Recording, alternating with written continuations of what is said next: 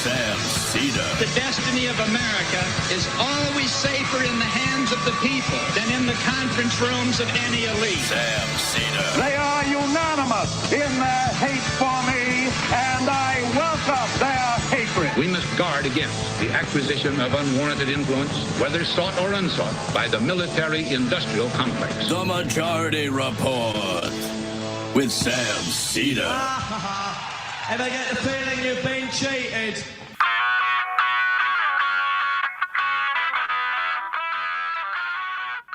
It is Wednesday, July 16th, 2025. My name is Sam Seder. This is the five-time award-winning Majority Report. We are broadcasting live steps from the industrially ravaged Gowanus Canal in the heartland of America, downtown Brooklyn, USA.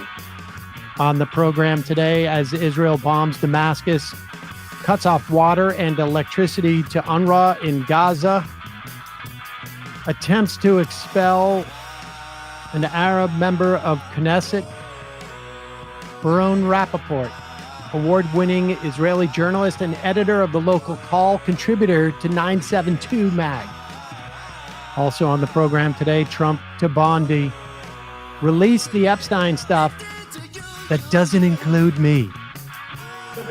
Also on the program today, Senate moves ahead with its $9 billion rescission. More cuts. Trump tells Texas to do a rare mid-decade gerrymander, ostensibly to pick up 5 Republican seats in the House. Meanwhile, a Trump-appointed Texas judge overrules a Biden-era Consumer Financial Protection Bureau rule to remove medical debt from credit reports. Florida, lawyers still denied access to their clients in DeSantis' gulag. Dem leadership okays Democratic votes for Republican crypto bills, but suggests they don't. Amid Trump's tariff threat and trade investigation, Lula approval rating rises in Brazil. And the Pentagon safely withdraws 2,000 American troops from the city of Los Angeles. Trump releases more Trump meme coins, adding $100 million to his wallet. And Josh Hawley supposedly wants to repeal the Medicaid cuts that Josh Hawley just voted in favor of. All this and more on today's Majority Report. Welcome, ladies and gentlemen. Thanks so much for joining us. Emma Vigeland out today. However, it still remains hump day. More on that as we proceed. A lot to talk about today, as per usual. I mean, I say that every day now, but there was a time where I wouldn't say there's that much to talk about. We got new inflation numbers yesterday and some today. The wholesale inflation numbers are somewhat muted.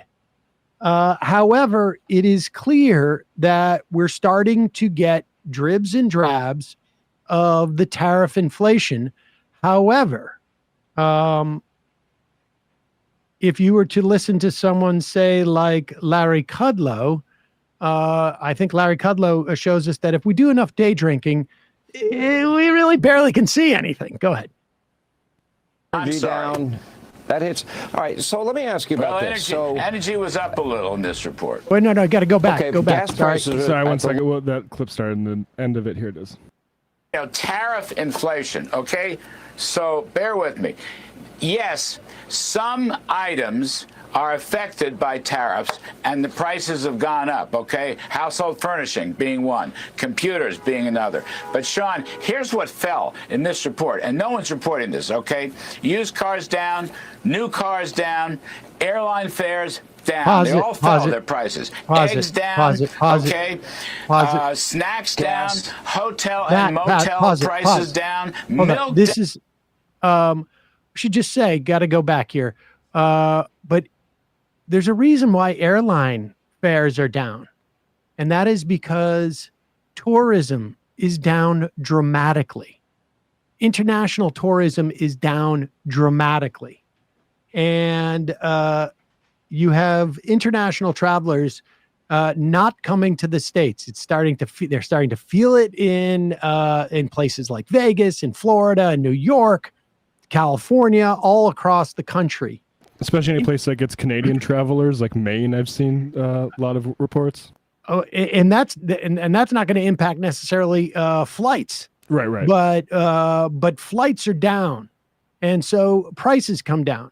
The other thing that's happening is our economy is contracting. So demand is starting to soften for some of these things. But go back. We're still getting the inflation from the things that would be impacted by tariffs. And we haven't even seen nothing yet. Go ahead. What fell in this report, and no one's reporting this, okay? Used cars down, new cars down, airline fares down. They all fell, their prices. Eggs down, okay? Eggs are not down. Snacks Gas. down, hotel and motel prices down, milk down, Energy. butter down, cereals down. I mean, come on. There's no tariff Energy inflation down, here. I'm energy sorry. down. That hits. All right, so let me ask you about Well, this. So, energy was up a little in this report. okay, gas prices are at the Okay, so there you have it. And this is probably a functioning, to the extent that these things have fallen. Some of them, we have less of a bird flu issue with the cattle, and that's probably why we're seeing some of those prices down. But utility inflation, 14%. Car insurance, 6%. Electricity, 5.8%. Meat and eggs. Eggs are not down, ladies and gentlemen, 5.6%. Car repairs. In other words, people are not in the market to buy cars as much as they are going and getting their cars fixed. Homeowner inflation up by 4%. Hospital services inflation. Rent, almost 4%. Food away from home, 3.8%. And here is Justin Wolfers, who we're going to have on the program next week in anticipation of August 1st, which may or may not be a firm or sort of firm or slightly firm, maybe a somewhat flaccid deadline for Donald Trump in his retaliatory tariffs. But here's Justin Wolfers explaining why we're not seeing as much tariff inflation as anticipated on Liberation Day, which, remember, Liberation Day was postponed. We're not quite liberated yet. We may be again in August, but that's not a firm liberation. It's a somewhat limp liberation. But here's Justin Wolfers. Are the tariffs raising prices here at home? A little bit for now and a lot more in the future. So just to explain that to viewers at home, the first of the big tariffs came in April. They didn't apply to goods that were already on ships. It takes about a month for a ship to get from China to the US. Then they have to get through customs. So that takes us from April to May and then May to June. And so this was the June data. So we're just starting to see it in things like apparel, appliances, and the like. But given that the big tariffs actually weren't even on back in April, then there is that 2-month delay, and then stores have to decide whether or not they want to change their prices. You are extremely accurate in saying this is going to play out a little slower than they think a lot of the news media are ready for. So we don't know when that's going to hit, but because we don't know what's going to happen with these tariffs in August. But inflation's coming. There's no doubt about it. Donald Trump is now, it is being reported as of just an hour ago, maybe a little bit less. He has supposedly made the decision to fire Jerome Powell. That's not the way it usually works. And presumably he's going to do so for a Fed chair who will come in and cut rates, I would imagine, aggressively. That doesn't necessarily mean that the rest of the board of the Fed board will go along with it. We'll see. But in the event that the tariff inflation hits, at a time where they start to lower the interest rates, that could be quite a problem heading into 2026, at least in the midterms for the Republicans. But they've got a couple of plans, and the polling doesn't look as good as one might hope at this juncture. We will talk about that later in the program. First, we got a couple of words from our sponsors. First off, I always appreciate when we get these ads because it reminds me to take it. I've been taking Nutrafol now for about a year and a half. And I did so because I started getting a little bit thinning. I'm getting up there in age. One of my few attributes at an age this thing is that my hair is in pretty good shape. And so we had some bottles of Nutrafol around for a while. I started taking those. We got them because they wanted us to sponsor the program a while back. We didn't have anybody who wanted to take them at the time. And I've had great results. Really on the shedding side. I just see a lot less hair in my towel and in my drain. Nutrafol is the #1 dermatologist recommended hair growth supplement brand. It is trusted by over 1.5 million people. See thicker, stronger, faster growing hair with less shedding in just 3 to 6 months with Nutrafol. Thinning hair, of course, different for men and women. Both Emma and I know women who have had really a lot of success, dramatic success with Nutrafol. But because men and women are different, a one-size-fits-all approach to hair growth doesn't cut it. Nutrafol has multiple formulas for men and women that are tailored to different life stages, such as postpartum or menopause, and lifestyle factors such as plant-based lifestyle, so you can get just what you need. Plus, users of Nutrafol men reported no impact to sexual performance. While many supplements rely on ingredient studies, Nutrafol clinically tests its final formulations. So they're not just looking at ingredients, they're actually looking at what you will ingest. They use advanced hair measurement tools like hair counts and pull tests to track real improvements in growth, quality, shedding, and texture. It's not just backed by studies, incidentally. Their research is published in peer-reviewed journals and vetted by doctors, ensuring scientific rigor and reliable results. For me, the best part, no drugs. And also, users of Nutrafol men reported no impact on sexual performance. Building a hair growth routine is easy. All you got to do, order online. You don't need a prescription. You can get free shipping. You can get automated deliveries and up to 20% savings if you get a Nutrafol subscription. Plus, you get free naturopathic doctor consults and Headspace meditation membership. Start your hair growth journey with Nutrafol for a limited time. Nutrafol offering our listeners $10 off your first month subscription and free shipping when you go to Nutrafol.com. Enter the promo code TMR10, one word, TMR10. Find out why Nutrafol is the best-selling hair growth supplement brand at Nutrafol.com. That's spelled Nutrafol.com. Promo code TMR10. That's Nutrafol.com. Promo code TMR, that's the Majority Report, TMR10. Also sponsoring the program today, one of my favorite products. I have been on a kick to get all of those huge plastic jugs out of my life. I don't want to drag them home from the supermarket. I don't want to have them take up all my cupboard space. I don't want to contribute to all of the massive amounts of plastic in the ocean. I also don't want to eat any more plastic because apparently reports are that we eat a credit card's worth of plastic a week via microplastics. And part of that is that stuff that packages those little dishwasher packets that you put into your dishwasher. The plastic goes somewhere, ends up on your plates and ultimately in your body. And that's why I made the switch to Blue Land. across all of my cleaning products around the house. They meet the highest standards of clean. They're effective, yet they are gentle on my family and me and my planet. Blue Land also named an EPA Safer Choice Partner of the Year. They got cleaning sprays, toilet bowl cleaner, dishwasher, laundry detergent tablets. Blue Land's formulas are 100% microplastic free. They're made with certified clean ingredients, free from chlorine, bleach, and harsh chemicals. They're safe to use around my house.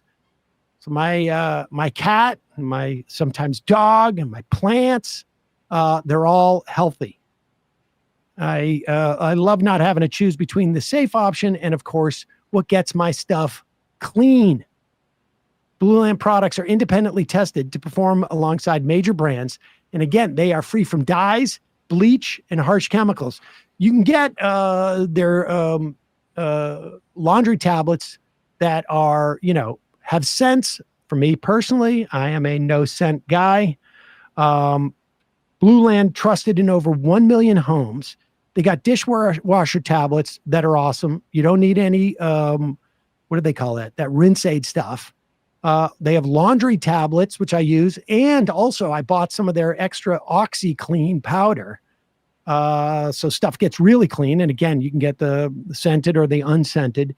Toilet tablets, which are fantastic. They're like toilet bombs for your toilet. And you drop one in, they fizz up, and then you clean them. They get rid of mineral deposits, lime scale, hard water. Blue Land has a special offer for our listeners right now. You get 15% off your first order by going to blueland.com/majority. You don't want to miss this. Blueland.com/majority, 15% off. That's blueland.com/majority. Get 15% off. Also, I also highly recommend the cleaning bottles, because you can buy 3 plastic spray bottles, color coded, and then they send you tablets that are also color coded in just paper packaging. You drop one in, fill it full of water, costs you about $2 and $2.50 maybe. And you got great cleaning products. You save room. It's awesome. Check it out. We will put the links to those products in the podcast and YouTube subscription. Now we're going to take a quick break. When we come back, Meron Rapoport, award-winning Israeli journalist, editor of the Local Call, contributor 972 Mag. Lots, obviously, to talk about what's going on in Israel and its slaughter in Gaza, and increasingly its attempts to expel Palestinians and the violence that's taking place there in the West Bank, not to mention the bombing of Syria. We'll be right back.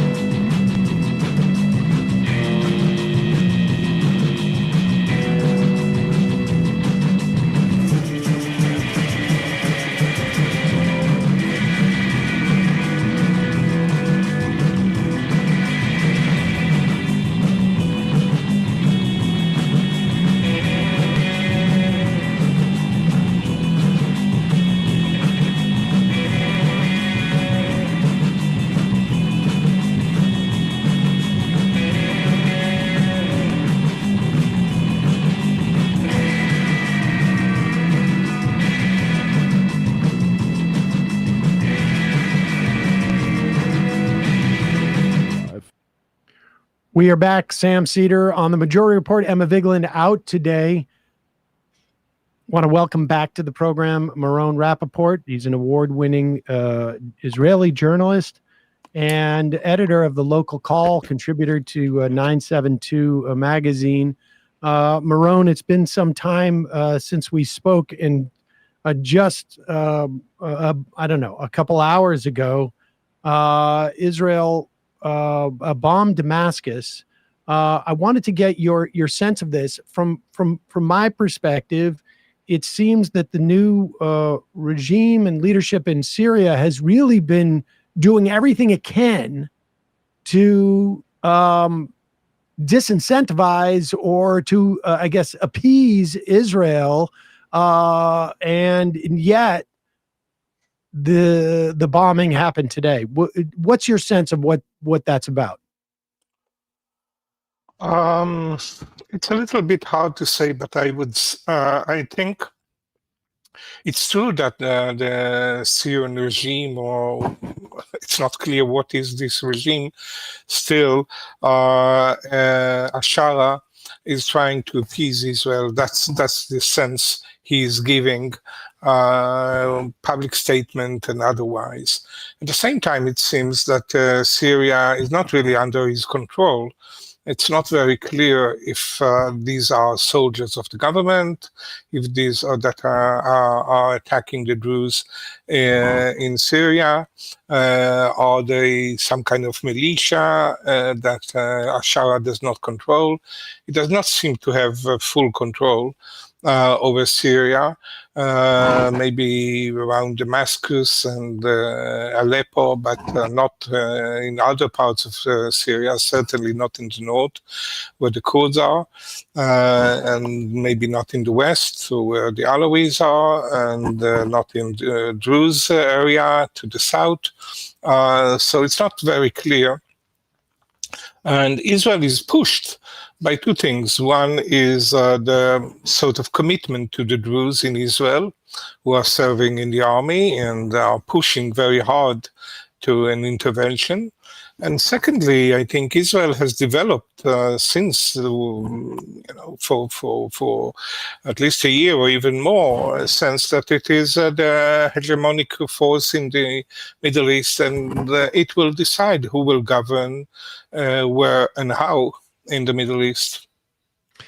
How much? I mean, my sense is that over the course of the past year plus, we have seen Israel wage a campaign against Hezbollah, obviously Hamas, but also obviously the people in Gaza, civilians in Gaza, and the Houthis, and that seemed to be a predicate to attacking Iran by making sure that any potential Iranian proxies or those who might be sympathetic for Iran or an attack on Iran might open up other opportunities for others to attack Israel. Is it your sense that this is in any way a predicate to resuming a bombing of Iran in any way? I'm not sure about Iran, but I think the whole proxy theory is quite not too strong, I think. Yes, Hezbollah was certainly a proxy of Iran, and so were the Assad regime to a certain extent, or to a large extent. Hamas is not. Is not really a proxy of Iran. It did not decide to attack Israel because Iran told it to do so. It's quite clear now. And certainly now the current regime in Syria is anti-Iran, has more or less allowed Israel to attack Iran during the 12 days war. So it is certainly, when it is attacking Damascus, it is not attacking a proxy of Iran. It is attacking a force that does not obey Israel orders. That's more or less, I think, if you look at it in this way, then you can understand it better. All right, let's turn to Gaza. It's unclear to me what the status of any type of ceasefire talks are. Other than to say broadly, it does not feel like the Israeli government has any interest at the end of the day of any type of ceasefire that goes beyond its own sort of, I guess, its own timetable. There's increasing talk of attempting to ghettoize, I guess, to shrink the size of the ghetto that Palestinians are in. And just yesterday, the power and electricity was cut off to UNRWA, trying to provide at least some aid. We had, I think, 28 aid seekers killed yesterday.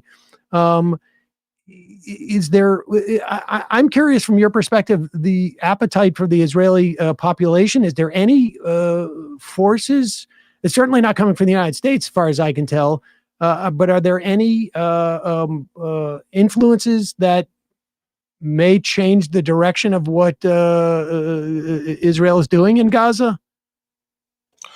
We are in a very strange situation at the moment.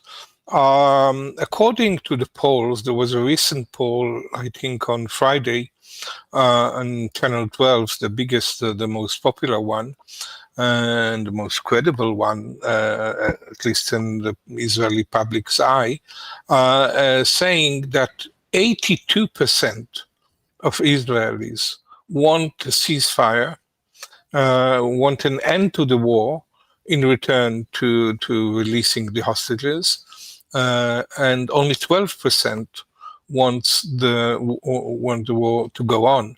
This is huge. I cannot think of any so-called democratic state in modern history where we have seen such numbers. I'm not that familiar with the Vietnam War, but I'm sure that in no stage it was 82 against 12.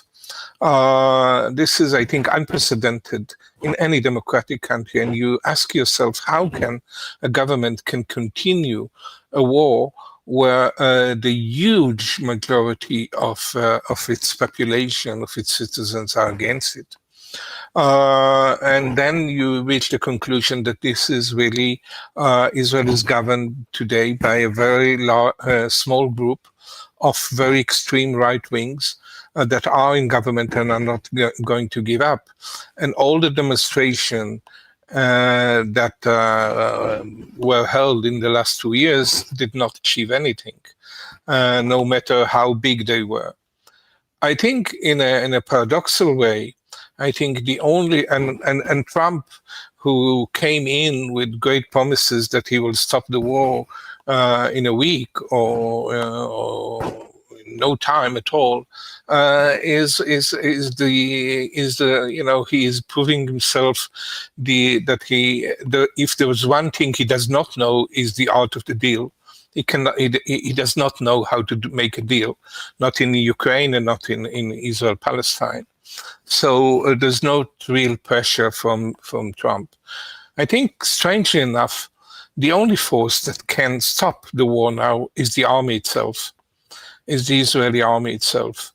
There are signs that, first of all, the army is the soldiers are very, very fed up, tired. People don't show up to the reserve, even among the regular army. People are not willing to come in, and there's a lot of I see it from the amount of soldiers that are talking to the press. What we didn't see in the beginning, that nobody spoke to the press. Now it's a wave of soldiers talking about what they do in Gaza and how they oppose it and so forth. But above it, I think, the army itself, even the chief of staff, is hinting that that it has more or less fulfilled its task in Gaza. It cannot go further. The talk, it's not a talk. The Minister of Defense, Israel Katz, and Prime Minister Netanyahu are talking openly about building a humanitarian city in the south of Gaza Strip, which is practically a concentration camp, because people would be allowed in but not out. And I think the army itself understand that these are crimes against humanity, and they are quite hesitant to go that far. The government wants the ethnic cleansing of Gaza. This is what Netanyahu wants. This is what Israel Katz wants. This is what Bezalel Smotrich wants. Itamar Ben-Gvir, all these people, they openly say that they want the ethnic cleansing of Gaza. I think the army is a little bit hesitant. And if the army will say no, I think then there is a problem. How do you reconcile? And I'm curious because that 82% poll, and you'd have a better sense of than whether that's an outlier poll. And we've seen polls that something like that go in the other direction. We've seen polls that have suggested there are no innocents in Gaza. I'm curious as to what has been the trajectory? What was there a particular inciting event recently that turned things there, or is it just simply some form of attrition? Is it your sense that it's coming out of a sympathy for or a repulsion of what's happening in Gaza, or rather an exhaustion? It is certainly there is a repulsion of what Israel is doing. It's more than we have seen in the last 21 months since the beginning of the war. We are hearing more and more voices, even from the mainstream.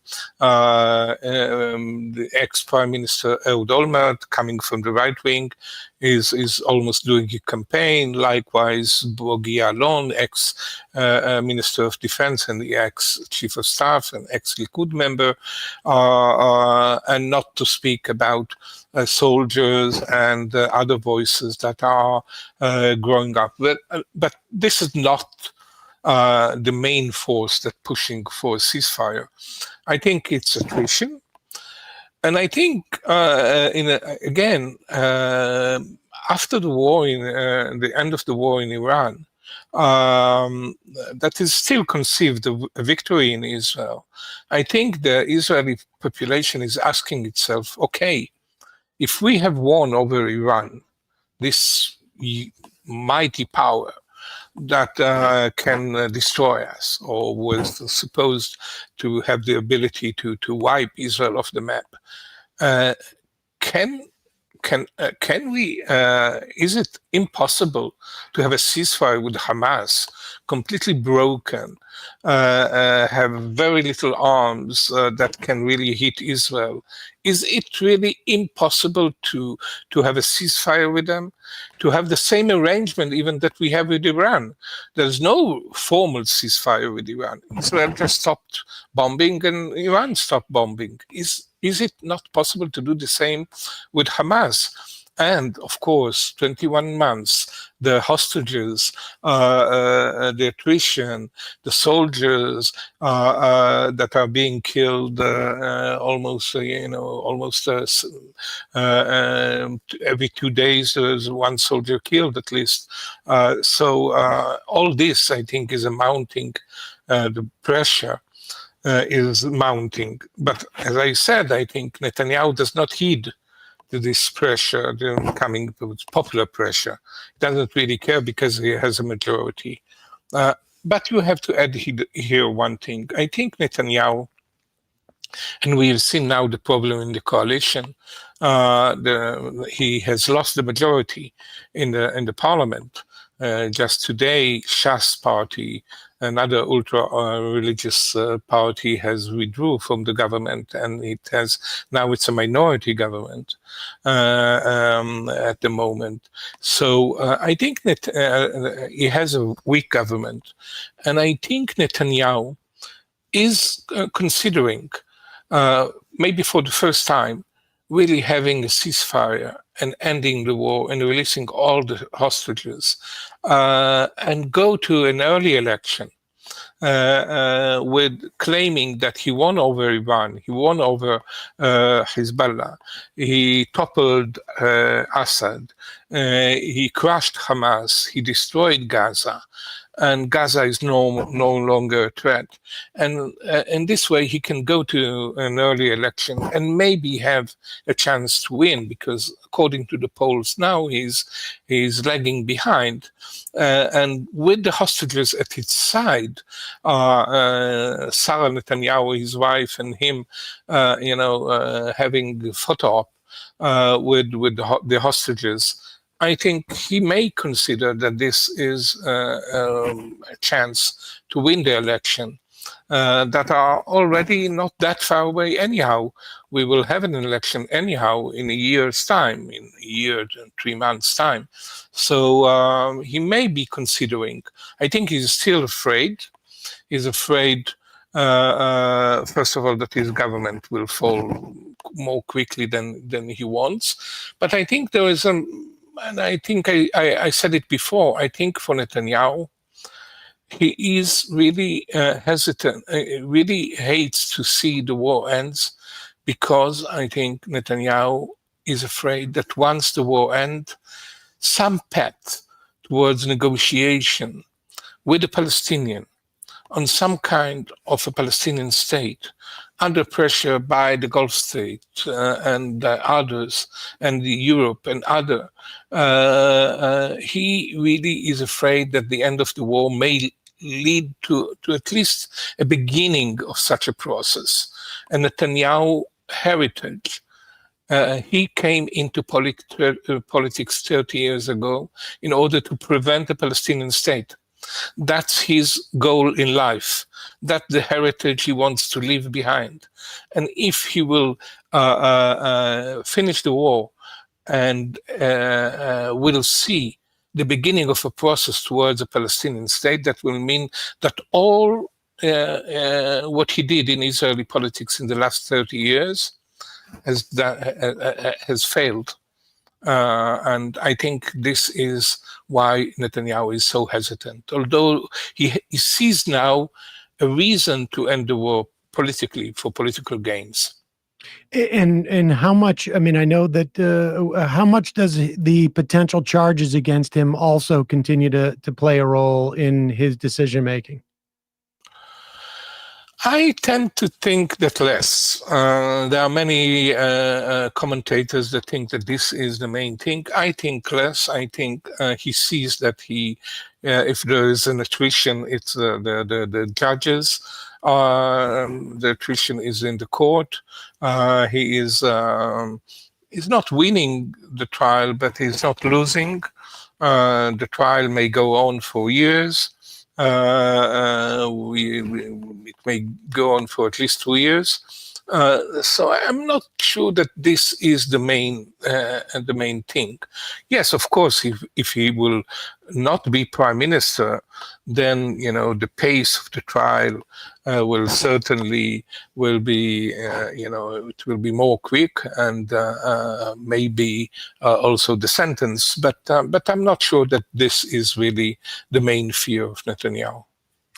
Let's talk about what's happening in the West Bank. One of the things that was reported in the run-up to the U.S. election was that Miriam Adelson was leveraging her $120-some-odd million outside expenditure on behalf of Donald Trump in return for U.S. recognition of the annexation of the West Bank. And there's some, past performance is no guarantee of future results, but Miriam Adelson got what she wanted last time in the form of the embassy in Jerusalem, or I should say, the U.S. Embassy in Jerusalem, and as a bonus, I guess she got the annexation of the Golan Heights.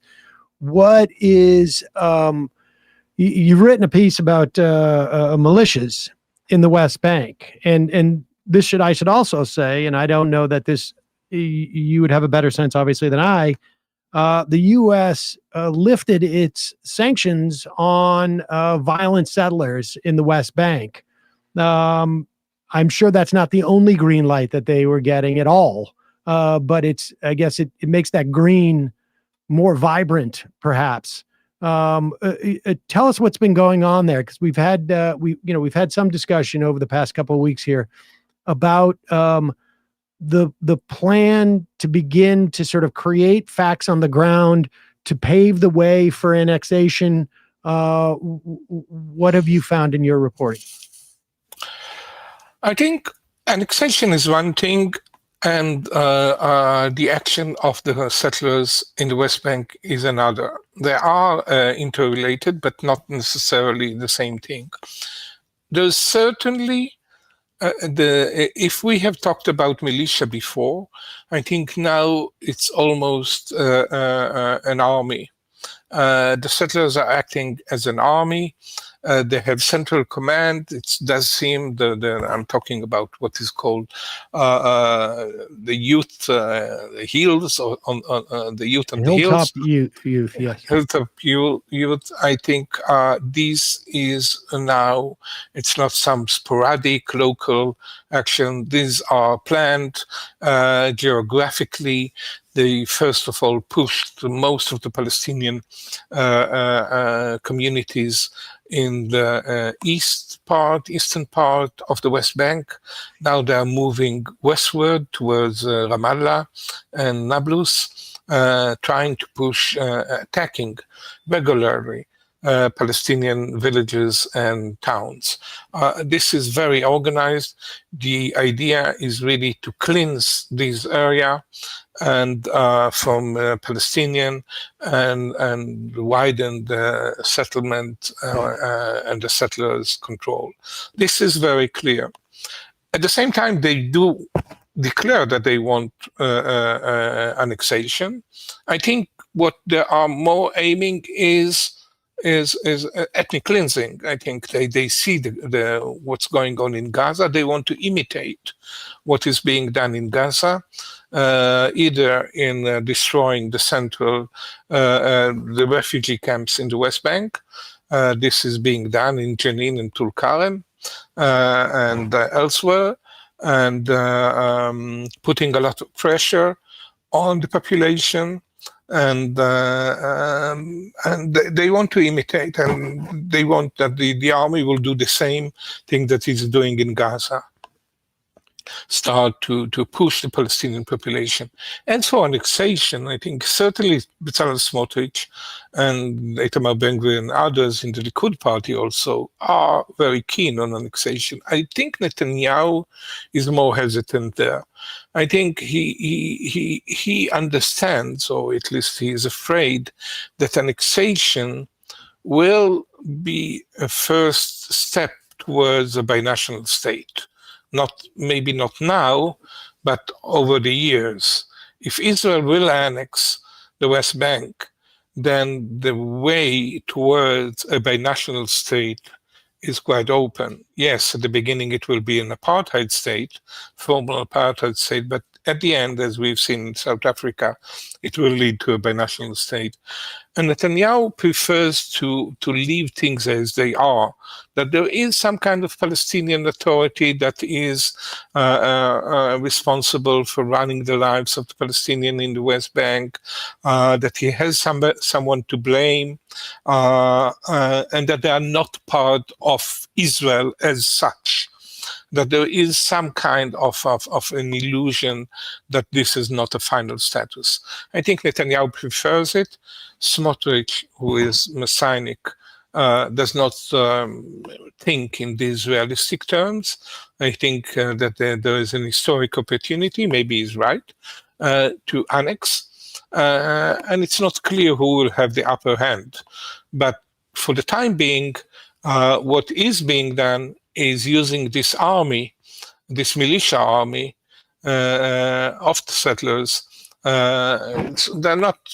don't need great numbers because they are aided by the army to really attack systematically the Palestinian now on the eastern part and slowly moving towards the central part of the West Bank. You write too that recently they have begun attacking the Israeli soldiers.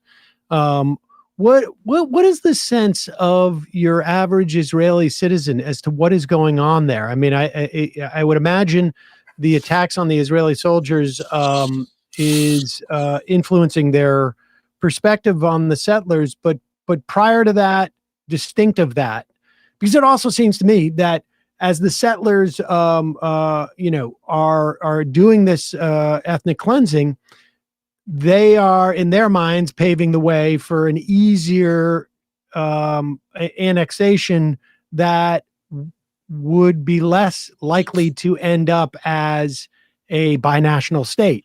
But where is the Israeli population on what has been going on in the West Bank? Has there been an increase in an awareness of what's going on there, or has there been just a determination not to know, or what? The settlers and are not popular. Are even extremely not popular. I think Smotrich, who is the strong man of the government, in the government currently is the strongest person, seems like the strongest person, maybe sometimes stronger than Netanyahu, does not pass the threshold in order to enter the next parliament. He is below the 3%, 3.25% needed to enter the parliament. So he's not popular. The settlers are not popular in the Israel, and certainly such attacks on soldiers only affect their popularity even worse, make their popularity even worse. But they are in power. They have a very strong symbiotic relation with the army in the West Bank. Many of the commanders in the West Bank are settlers themselves. So there is, even when they attack, they attack the soldiers, the soldiers themselves, or at least the commanders. Then they try to say, no, the settlers were not that violent. It's not their fault. There was misunderstanding, things like that. We have to remember, of course, that Ben-Gvir controls the police. He is the Minister of Internal Security, so he controls the police. The police are supposed to do these inquiries, not the army. So these inquiries are not being done.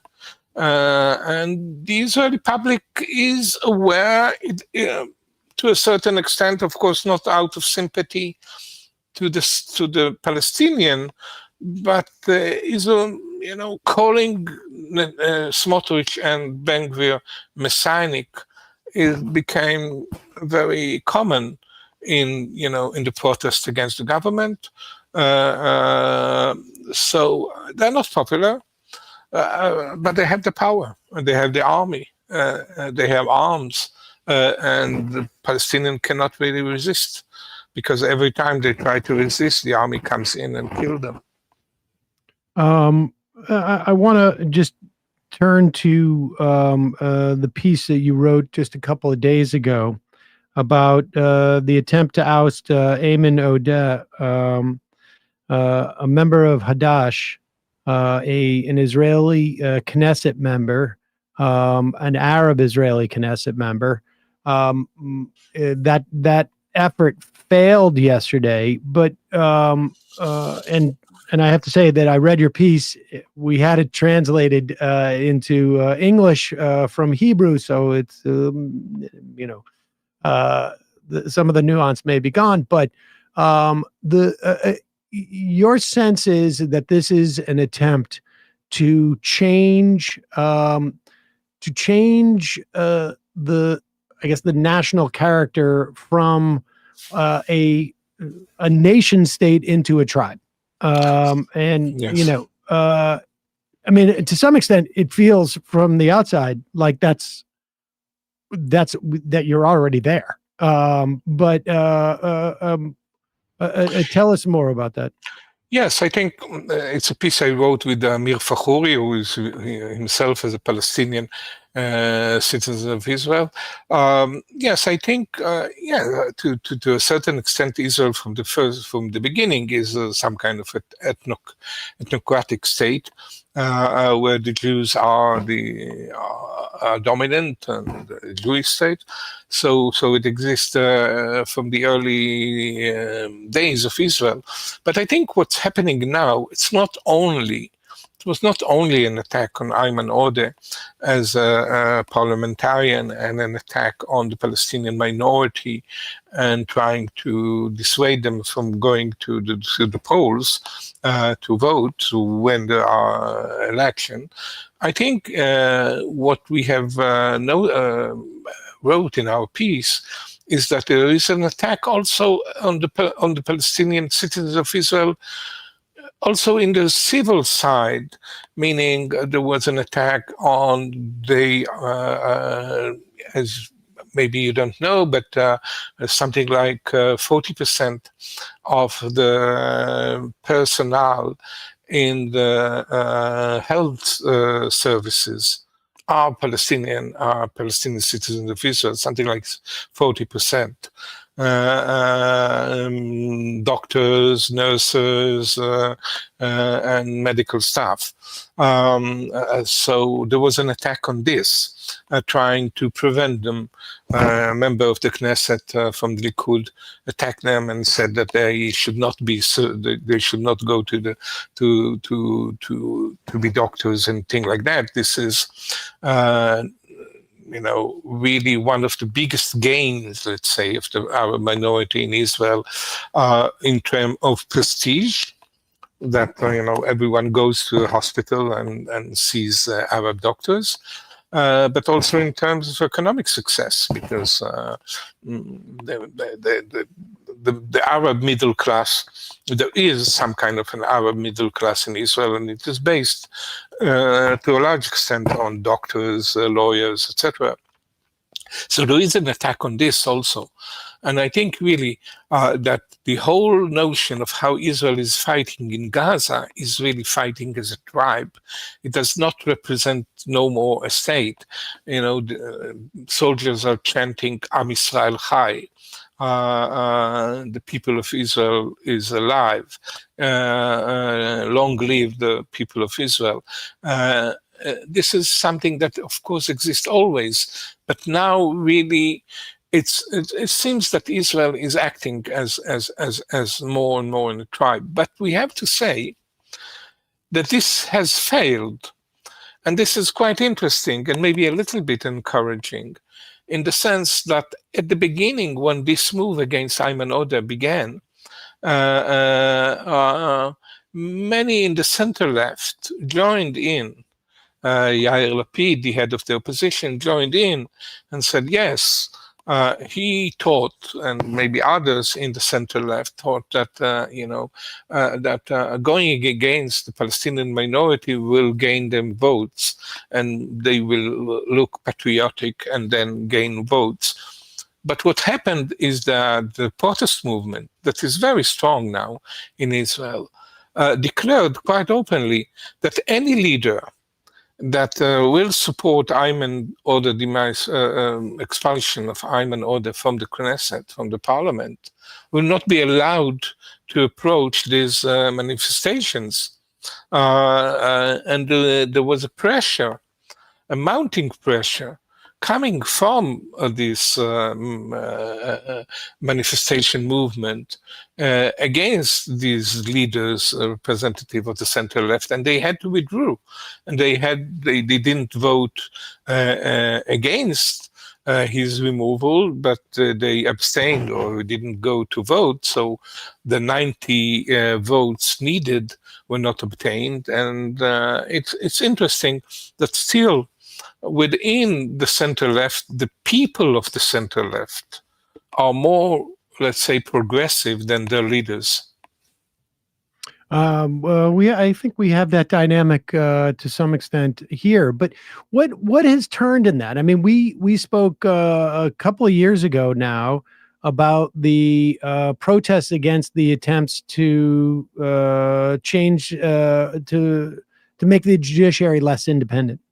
And at that time, I remember your sense that there was a hope, but you did not see much of that developing, that people protesting against the authoritarianism that those provisions represented might understand that it is the same dynamic that is being basically, I mean, imported. It's not that far of a distance, but imported from the way that Israel has been controlling Palestinians in the West Bank, and this is prior to October 7th, and in Gaza, and that there was a hope that this protest movement would sort of begin to see the similarities and perhaps increase empathy and solidarity. Has that dynamic changed? I mean, because it, as far as I can tell, you did not feel like it was happening at that time. Has that dynamic changed in some way, or is it more of this post-Iranian war sense of like, what's the end game here? It's interesting. I think prior to October 7, this realization that the repression of the Palestinian in the West Bank has something to do with the repression or with the efforts to make Israel, inside Israel, against the Jews in Israel, to establish a more authoritarian regime inside Israel. That this has that these are related, the repression of the Palestinian and the repression of democracy inside Israel. It has been growing up in the demonstration. You almost saw it by the week, that every week there was more and more realization that these are interconnected. This, of course, collapsed on October 7, once the war began, and of course, the massacre by Palestinian, made all the issue very far away, and of course, the feeling of revenge and the feeling that all Palestinian wants are the Jews to be exterminated, and this was very strong. Now, I think, yes, it has not come back in this sense, but the attrition and the strong feeling that Netanyahu is continuing the war for political aims, for, yes, maintaining his government, but also maintaining this approach that an everlasting war, that this is almost the Sparta that Netanyahu is talking about openly, about Israel being a modern Sparta. And what we've seen in Syria is part of that, of course. I think this is something that people are quite wary of. It's not only the war in Gaza, they are wary of this eternal war, that there's no future. People talking about emigrating from Israel. I don't know, the numbers maybe are not that huge, but certainly the discourse exists. You hear it everywhere, in every cafe, in every small talk, in the buses, everywhere you can hear people talking about wanting to go away. And what we've seen with Ayman Odeh is interesting in this sense, that the protest movement itself, almost from bottom up, without any leader, political leader, telling them, listen, you have to enlist in order to stop this attempt to oust Ayman Odeh. It came from below, from the protesters themselves. I think maybe there's more realization of this interconnectivity than we might imagine, because it has very little space in politics among the political leaders. It has very little space in the mainstream media, but maybe the undercurrents here are stronger than we imagine. Maybe that's my take, I think, from the fact that the move to oust Ayman Odeh failed quite.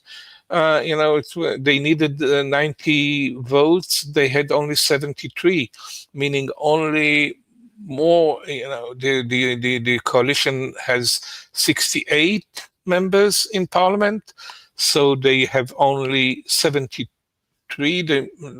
Meaning that they gained only 5 votes from the opposition. It's far below what they expected, the coalition. And maybe it's a positive sign that such an awareness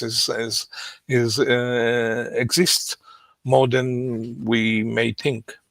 Does the Israeli Jewish the Israeli Jewish population are they is there a sense that amongst them that the country is becoming more isolated internationally? Is there a sense that the economy is suffering from what's going on? I'm curious as to like where the average Israeli Jew sees themselves in the world, and how if they see themselves reflected differently than maybe 2 years ago or 5 years ago.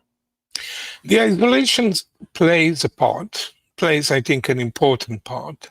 I think this is one of, when we're talking about the attrition, I think this is also the fact that Israelis feel more and more isolated, that we hear voices concerning, for example, this humanitarian city. We hear even from more mainstream pundits saying, no, this will lead to complete isolation of Israel being regarded completely as a war criminal. This plays a part, I think. This plays a part also in the will of people to run away from here.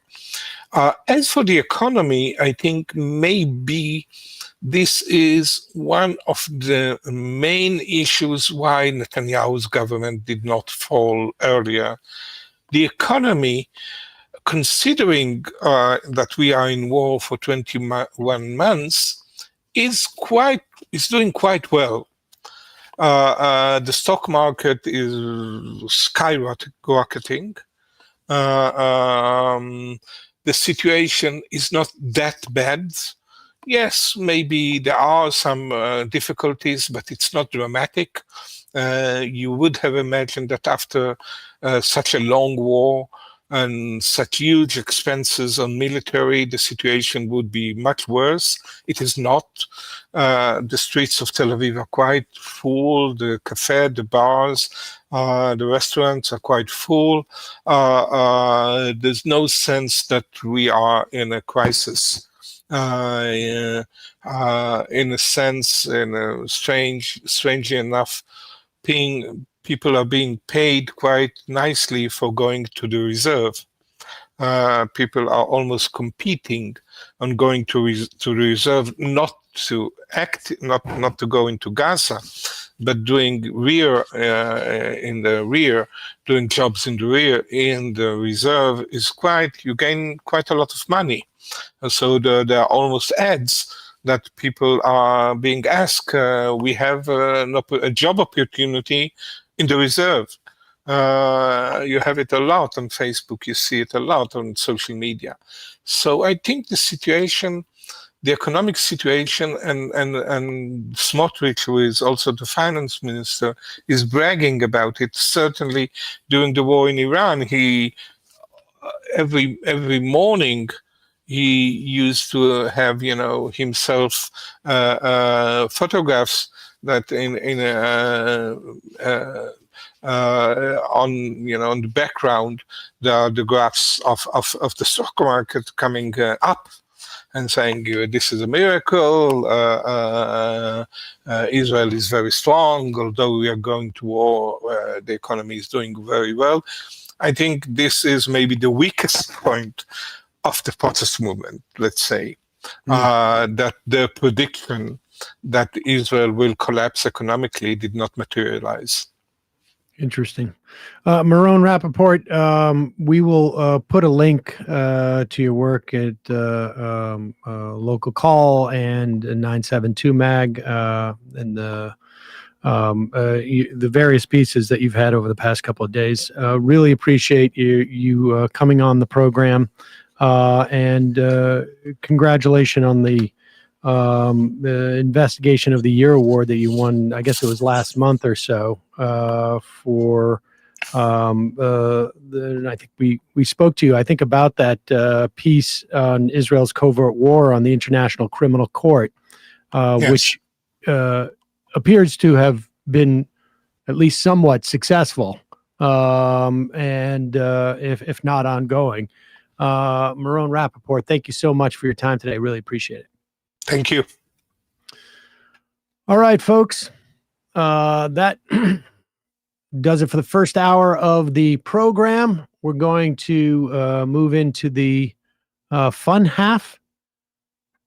Try and get to your calls a little earlier today.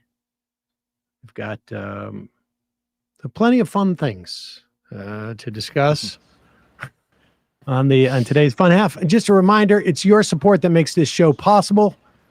You can support this program by going to jointhemajorityreport.com. When you do, you not only get the free show free of commercials, you get to IM us in the fun half, and you also be able to say that you're a member of the Majority Report, which, if you're going around with your Max Left hat, both the trucker version and the so-called dad version. Is it a dad hat? People say that. I call it a baseball cap. It's a baseball cap. And you can wear that around. People, you a member of the Majority Report? Yes, I am. Oh my gosh, let's hang out. Let's let's formulate an escape plan. Let's start a business, or let's let's sabotage some things. It's all up to you. My point is, become a member of the Majority Report, and the world is your oyster at jointhemajorityreport.com. Also, justcoffee.coop. It is a co-op in Madison, Wisconsin, that takes care of its farmers, its sources of coffee all around the world. And so started, I think they first had some farms in Chiapas decades ago.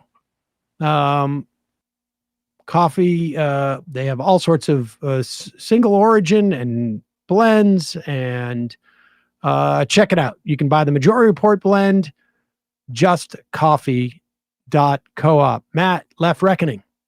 Yeah, Left Reckoning. Last night we had Brian Goldstone on talking about his book, There Is No Place for Us, which I think is an exceptional book on how unfair society is to people that are just scraping to get by and stay in, say, shelter, alongside, say, Barbara Ehrenreich's Nickel and Dimed. I think it's an instant classic. Everyone should read the book. We had Brian on last night talking about all the different companies that are set up to monetize homelessness instead of treating it like Extended Stay Americas and all that sort of stuff. So check that out, patreon.com/Left Reckoning. We also talked about Jeremy Corbyn's new party that's already polling even with Labor, who expelled him several years ago, and now they're complaining about splitting the party. I'd say if you don't want the party to be split, don't cleave off the popular parts, and that'd be a good message for Democrats domestically as well. That feels like a sort of a really incredibly obvious thing. Yeah. if you don't want to split the party, what you should start by doing is not literally splitting the party. Exactly. Don't split them off with a meat cleaver and then be like, hey, why aren't you unified with us? So we talked about that a little bit. Patreon.com/leftreckoning. All right, folks. See you in the fun half. 3 months from now, 6 months from now, 9 months from now. And I don't think it's going to be the same as it looks like in 6 months from now. And I don't know if it's necessarily going to be better 6 months from now than it is 3 months from now. But I think around 18 months out, we're going to look back and go like, wow. What? What is that going on? It's nuts. Wait a second. Hold on for a second. The Majority Report. Emma, welcome to the program. Hey. Matt.